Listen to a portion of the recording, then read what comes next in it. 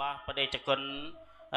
បច្ចោតកាវត្តបឹងពោធិផ្នែកទៅទឹងស្រុកមាត់សមុទ្រចំនួនទឹកប្រាក់1លានដុងសូមទទួលទឹកប្រាក់ជោគកុសលរបស់បដិជគុណបច្ចោតកាវត្តនាគវណ្ណារាមកទឹងចំនួនទឹកប្រាក់1លាន500ប៉ុណ្ដុងសូមទទួលទឹកប្រាក់ជោគកុសលរបស់បដិជគុណបច្ចោតកាវត្តកំពង់ជុកកណកចំនួនទឹកប្រាក់1លានដុងសូមទទួលទឹកប្រាក់ជោគកុសលរបស់បដិជគុណបច្ចោតកាវត្តដៃទៅទឹងស្រុកកញ្ចងចំនួនទឹកប្រាក់1លានដុងសូមទទួលទឹកប្រាក់ជោគកុសលរបស់បដិជគុណបច្ចោតកាវត្តលតាវ័នព្រៃវ៉ាស្រុកតកូចំនួនទឹកប្រាក់1លានដុងសូមទទួលទឹកប្រាក់ជោគកុសលរបស់បដិជគុណបច្ចោតកាវត្តសំរងធំស្រុកជោថាញ់ចំនួនទឹកប្រាក់1លាន300ប៉ុណ្ដុងសូមទទួលទឹកប្រាក់ជោគកុសលរបស់បដិជគុណបច្ចោតកាវត្តពោធិទេពទយារាមភ្នំអណ្ដែតចំនួនទឹកប្រាក់1លានដុង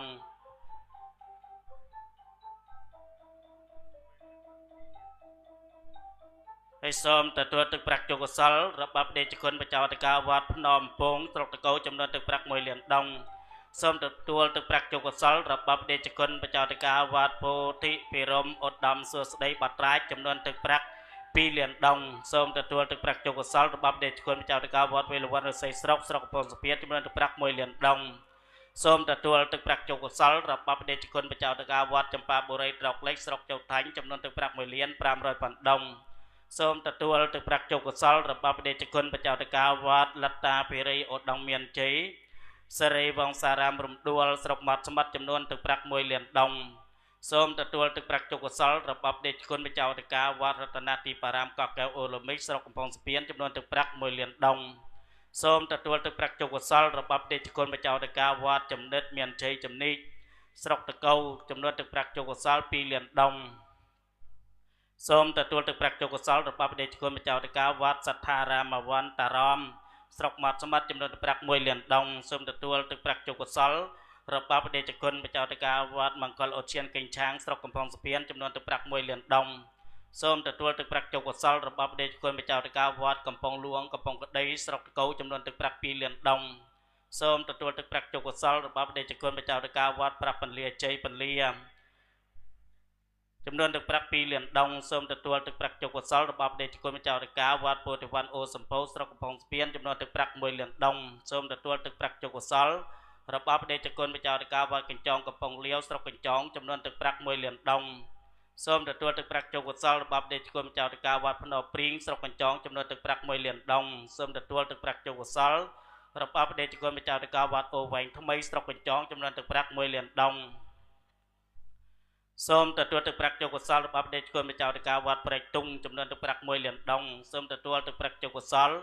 របស់បដិជគុណបច្ចោតកាវត្តជ្រៃភេចំនួនទឹកប្រាក់1លានដុងសូមទទួលទឹកប្រាក់ជោគកុសលរបស់បដិជគុណបច្ចោតកាវត្តសាកគិរីកោះកយភ្នំរាំងស្រុកភ្នំដាច់ចំនួនទឹកប្រាក់2លានដុង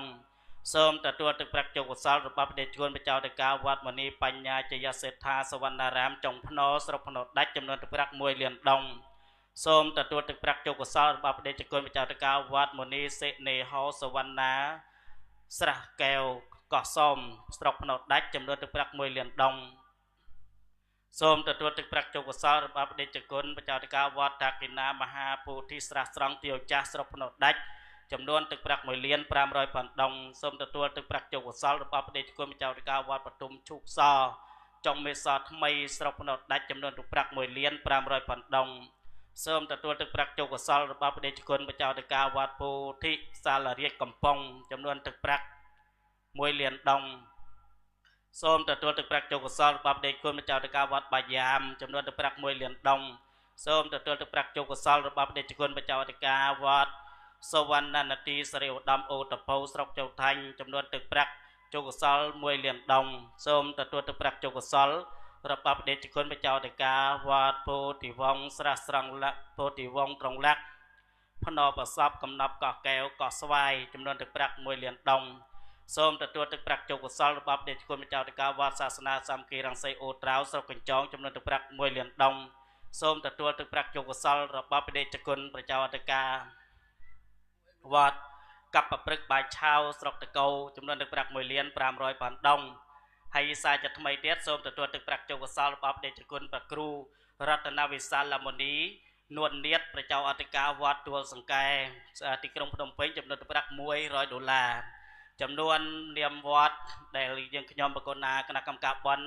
ខួប100ឆ្នាំ100ថ្ងៃនៃបដិជគុណប្រឧបជាប្រវនិយធិរិរដ្ឋានៅពេលនេះយើងខ្ញុំបកណាគណៈកម្មការបន់បច្ចោតិកាវត្តសម្ដេចធំពុទ្ធបរិស័ទសូមថ្លែងអំណរអគុណយ៉ាងជ្រាលជ្រៅចំពោះបដិជគុណបច្ចោតិកាគណៈកម្មការពុទ្ធបរិស័ទទាំងអស់ក្រោយពីបានទទួលដំណឹងនៃការនិមន្តនិងអញ្ជើញមករបស់គណៈកម្មការបន់បច្ចោតិកាក៏បានលាស់ពេលវេលាដ៏មានតម្លៃហើយមកជួបបំពេញកុសលជាតកណានុពទានឧទ្ទិសមហាកុសលប្រគិនចំពោះបដិគុណឧបជាប្រវនិយធិរិរដ្ឋាគម្រប់ខួប100ថ្ងៃនៅពេលនេះបើបដិគុណបច្ចោតិកាគណៈកម្មការមានបំណងប្រាថ្នាយ៉ាងណានោះក៏សូមឲ្យបានសម្រេចដល់បំណងបងប្រាថ្នាសូមប្រគិននៅពុទ្ធពរទាំងឡាយ4ប្រការគឺអាយុវណ្ណៈសុខៈបលៈកំបីគ្លៀងគ្លាតឡយហងហើយយើងខ្ញុំគណៈកម្មការបន់ជាពិសេសបដិគុណបច្ចោតិកាគណៈកម្មការពុទ្ធបរិស័ទចំណុះចង្វាត់បទុមកំពុំរតកេសរបុប្ផាចម្បាមាសសម្ដេចធំសូមអធិស្ឋានអភ័យទោសនៅរាល់កំហុសឆ្គងគ្រប់ប្រការត្រង់ប្រការណាមួយបដិសន្តារកិច្ចមិនសមរម្យទៅតាមសន្តានទឹកចិត្តអធិស្ឋានរបស់បដិគុណបច្ចោតិកាប្រឧបជាប្រាប់ពហុសោត5រេសង្ឃគ្រប់ឋានានុក្រមក៏សូមអធិស្ឋានខខន្តីអភ័យទោសដល់គណៈកម្មការបន់ពុទ្ធបរិស័ទចំណុះចង្វាត់សម្ដេចធំនៃយើងខ្ញុំផងសូមអធិស្ឋានសូមអភ័យទោសសូមអរគុណនិងសូមអនុមោទនា